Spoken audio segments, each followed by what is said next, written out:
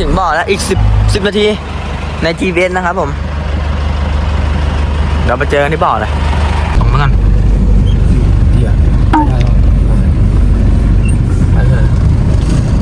จอดตรงนี้เลย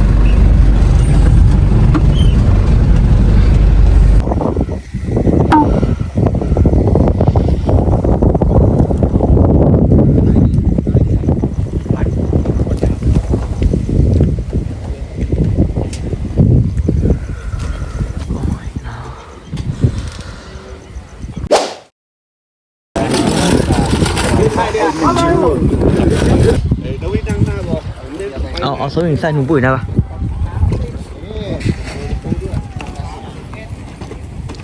นี่ครับรายการการจับฉลามครับผม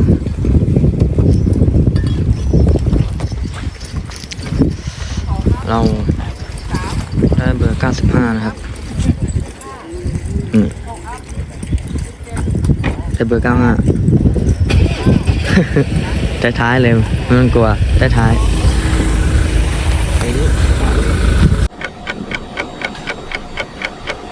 นี่ครับนะถึงหมายแล้วนะครับของเตรียมพร้อมทุกอย่างนะเดินไกลมากเลยนะนู่นจนนู่นเลยนะเดินไม่ก็ข่าวๆตรงนั้นนะผมเดินจากนู่นนี่ช่างไกลอ่ะเดี๋ยวมาดูนะดูวิวสวยจัดดูโคตรสวยอะเยอะครับเดี๋ยวเราไปลองดูกัน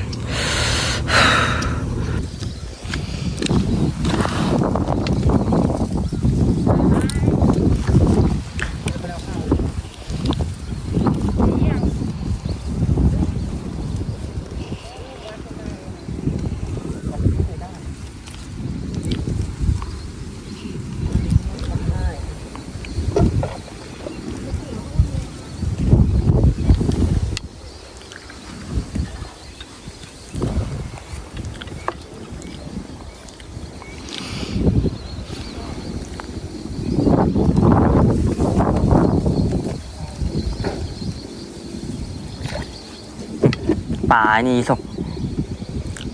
มันขึ้นอยู่ตลอดแล้วเถอะเนี่ย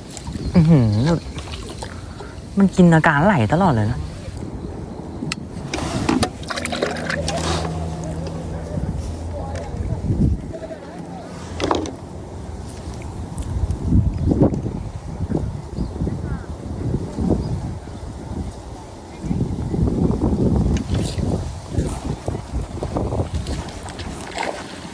ป่าอะไรวะฮะเปล่าสอนบ้างดิที่สอนที่ไหนวะ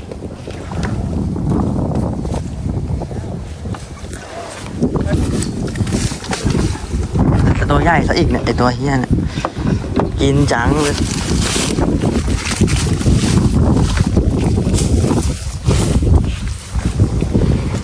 มากจัง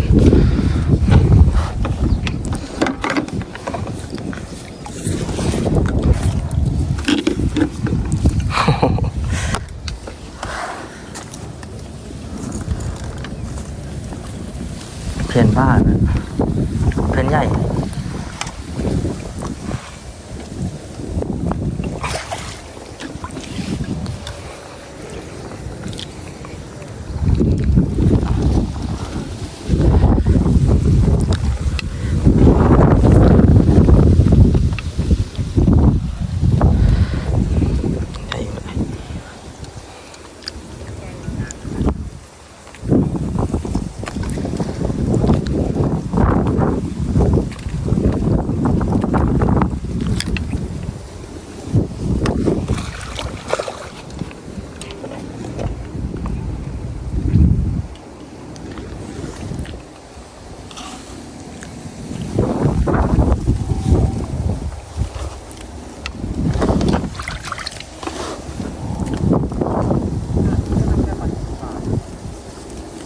แปลกใจเหมือนกันเนี่ย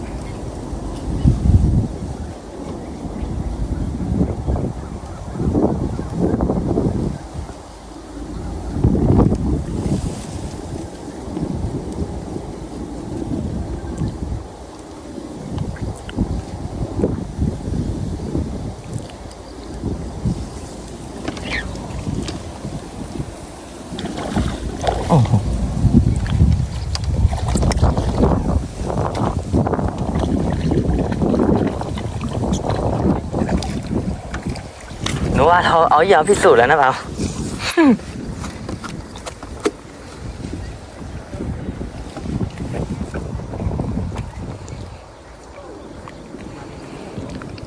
เงียบไปเลยไง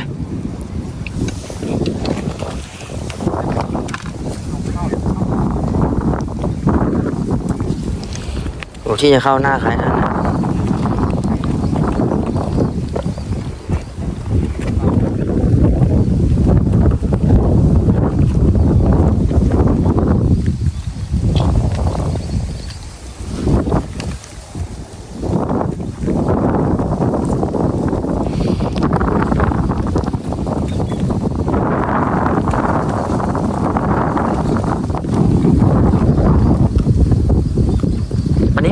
ปนินขอเป็นปนินขอเป็นปนินขอเป็นปนิน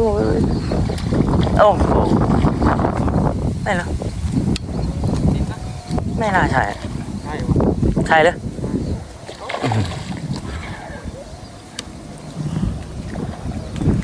โอ้ย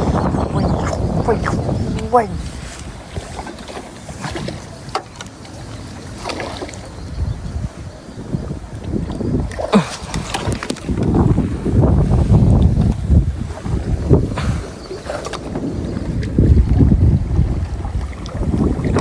มึงโตน้ำแค่นั้น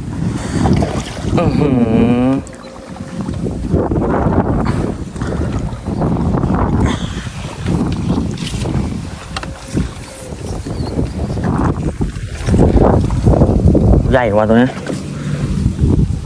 ผมว่าแม่แรงเยอะใหญ่อยู่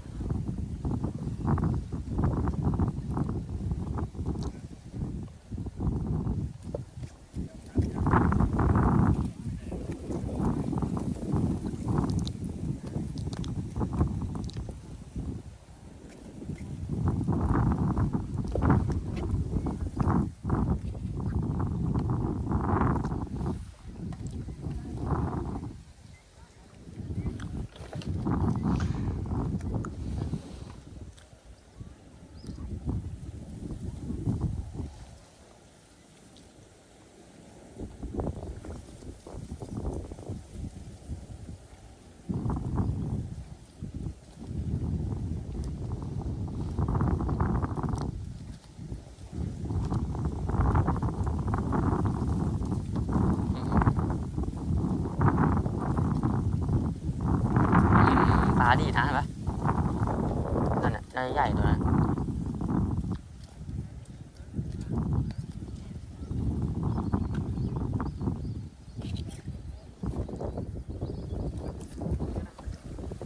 เอ้ยมาแล้วปลานินกินกุ้งอะไรล่ะกินเหยื่อหนูนี่แนะกูเต้นสุดยอดสุดแล้วไอ้เหี้ยวิ่งไรจังอะ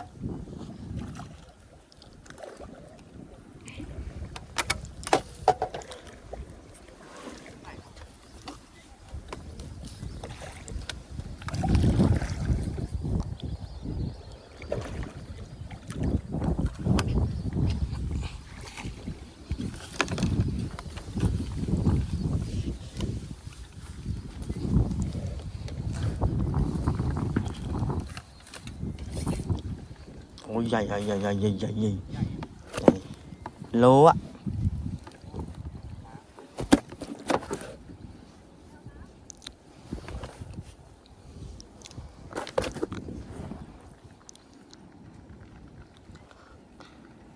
เข้าปากด้วย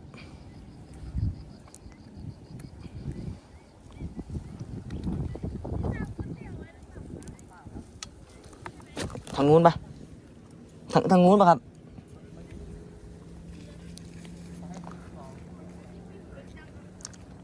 โอ้สวยครับ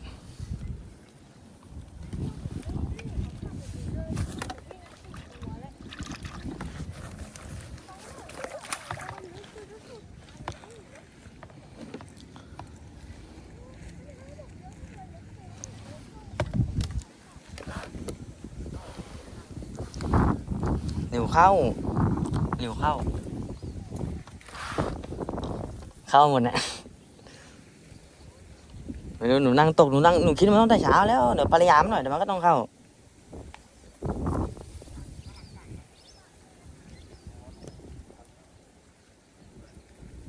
10 ตัวหนูก็พอใจแล้วเนี่ยนี่ก็โลกว่านะ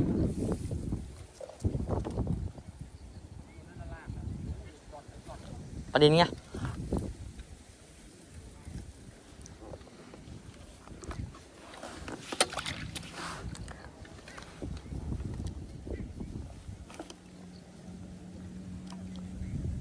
แต่อาการทุ่นมันต้องนั่นแหละ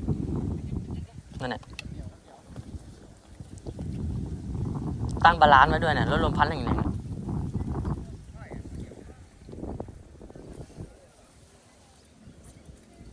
อยู่ปะโอ้โถเอาน้ำปลาไปใกล้อย่างนี้นะ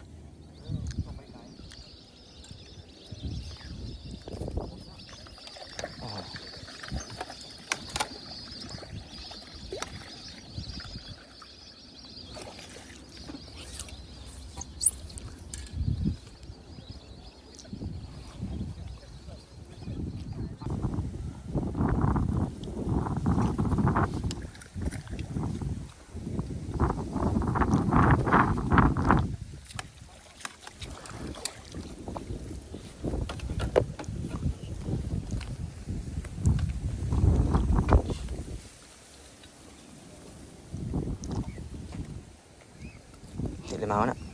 จะลง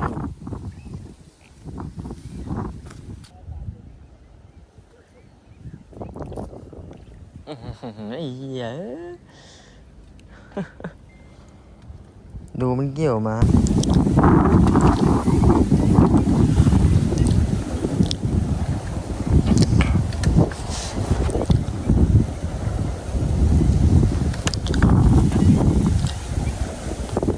นะ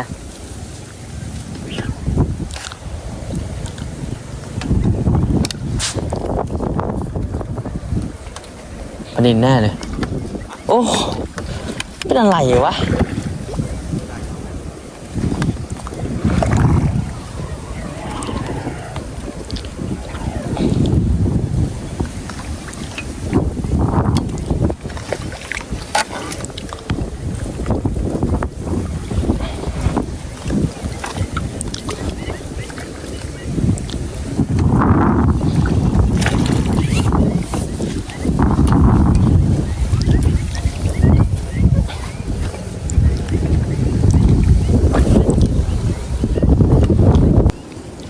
รู้นะ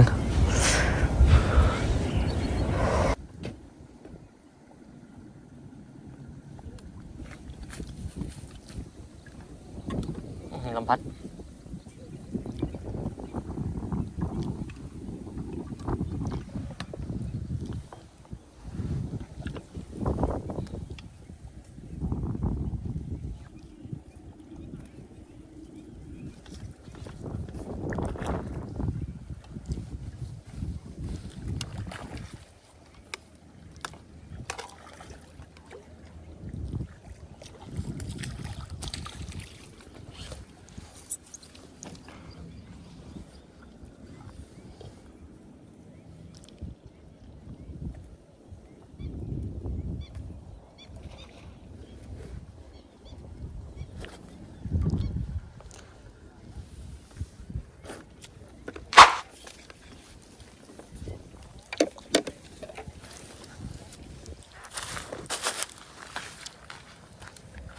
เสียงลอกดังมาก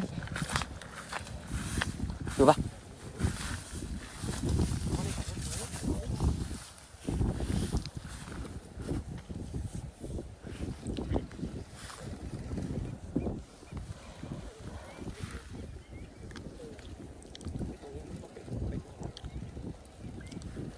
ติดเหรอสก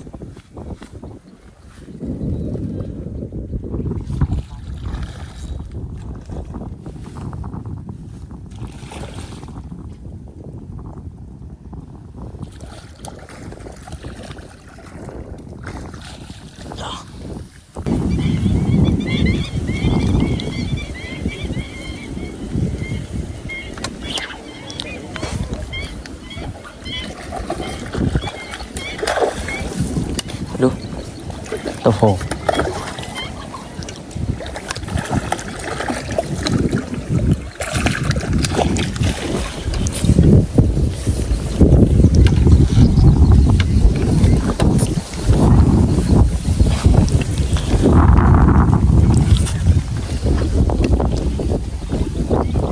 ปากมันด้านๆไงไม่รู้พวกนี้มันอยู่มานานแล้วอะ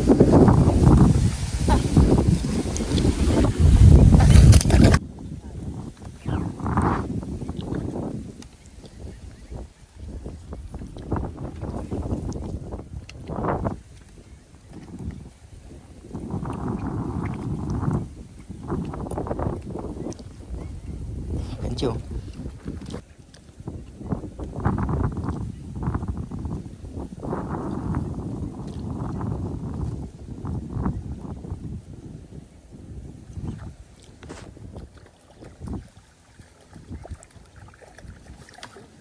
สอง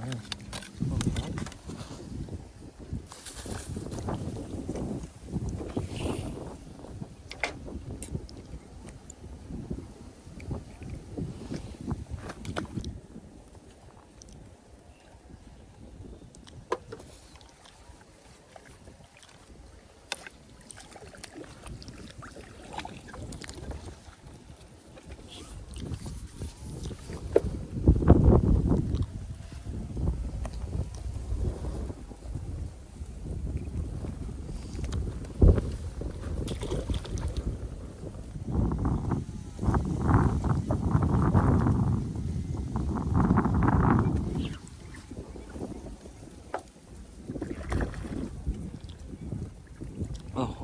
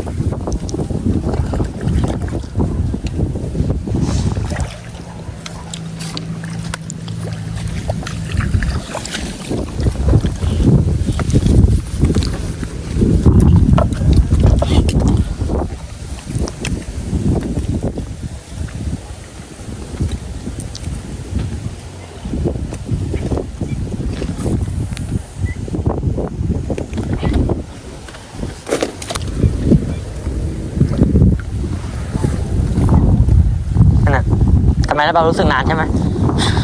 หนูรู้สึกเข้านานหนูรู้นาฬิกาไหม